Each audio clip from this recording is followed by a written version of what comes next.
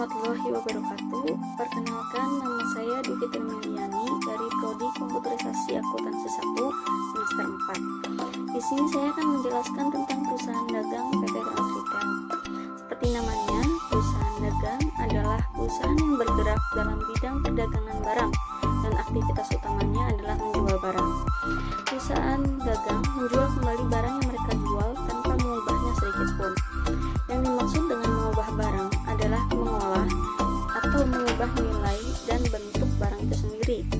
Jadi, perusahaan barang hanya membeli barang dan tinggal menjualnya saja dengan harga jual yang lebih tinggi dari harga beli. Keuntungan yang didapatkan perusahaan dagang berasal dari selisih harga barang yang mereka jual.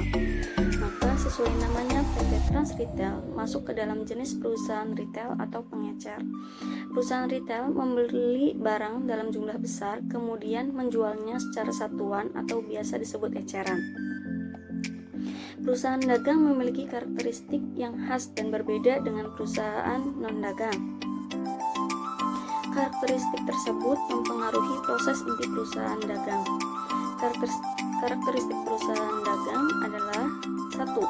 Memiliki aktivitas utama berupa membeli, menjual, menyimpan di gudang penyimpanan, dan kembali menjual. Kedua, tidak melakukan proses produksi barang. Yang ketiga, perhitungan total keuntungan berpatokan dengan total hasil penjualan dikurangi biaya pembelian dan biaya operasional perusahaan, tidak melakukan proses produksi terhadap barang-barang yang dijual.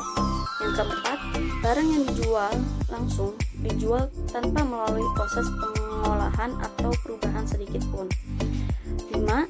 Kegiatan akuntansi berlandaskan dengan akun persediaan barang, yaitu perhitungan harga pokok penjualan dan laporan laba rugi memakai bentuk single step dan multiple step. Lalu saya akan menjelaskan tentang job desk atau tugas umum accounting staff. Secara umum, beberapa tugas accounting staff yaitu 1. Memastikan dokumen yang berhubungan dengan transaksi keuangan lengkap dan benar. Yang kedua, input data yang berhubungan dengan jurnal akuntansi pada sistem keuangan pembukuan. 3. Membuat posting jurnal. Keempat, membuat laporan keuangan. Yang kelima, filing dokumen. Tanggung jawab accounting staff. Bicara tentang suatu pekerjaan, tentu berbicara tentang tanggung jawab dan tugas dari pekerjaan itu sendiri. Yang pertama, melakukan pengaturan administrasi keuangan perusahaan. Yang kedua, menyusun dan membuat laporan keuangan perusahaan dan laporan perpajakan perusahaan. Yang ketiga, menyusun rencana anggaran perusahaan. Yang keempat, menyusun dan membuat anggaran belanja atau pengeluaran perusahaan secara periodik atau bulan atau tahunan. Lalu ada struktur pembagian job desk Departemen Finance atau Accounting. Di dalam ruangan accounting atau staff accounting biasanya terdiri dari beberapa orang yang memegang peranan dan jenis masing-masing. Ada banyak sekali pembagian posisi dalam divisi accounting ini. Berikut beberapa posisi jabatan yang biasanya terdapat di Departemen Accounting. Yang pertama, manajer accounting.